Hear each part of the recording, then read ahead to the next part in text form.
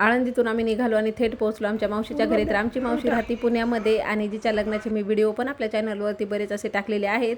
आणि इथे आल्याच्या नंतर मस्त अशी मी 2-3 तास झोप घेतली आणि ऋषी तर झोपलेलाच होता. उठल्याबरोबर त्याला समजत नव्हतं की आम्ही नेमकं आलोय कुठे, म्हणून उठला, सगळं घर वगैरे फिरून बघितलं. आई दादा समोर दिसले, त्याला जरा बरं वाटलं. मग संध्याकाळचा थोडासा खेळला वगैरे. भाऊजी आणि त्यांची आई दादाला खूप वेळेस पुण्याला या असे बोलत होते. दादा तर एकदा येऊन गेले होते, पण आई एकदा पण आलेली नव्हती. तर ते म्हणत होते आईला घेऊन या तुम्ही.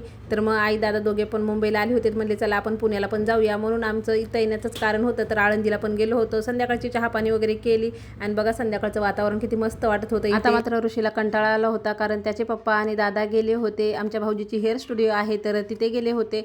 तर त्याला घरात एकटे वाटत होतं. थोडा वेळ मावशीने कार्टून वगैरे लावून दिलं तरी त्याला ते काय बघू वाटत होतं, म्हणून खाली गार्डनमध्ये आई आणि मी त्याला घेऊन आलो होतो. तर इथं मस्तपैकी तो खेळत होता आणि त्यांचे मित्र पण झाले होते. तर त्याला मस्त मजा वाटत होती. अजून एक आनंदाची गोष्ट म्हणजे सगळ्यात जास्त माझी ऑडियन्स ही पुण्यातलीच आहे. तर प्लीज माझ्या चॅनलला लाईक, शेअर, सबस्क्राईब नक्की करा.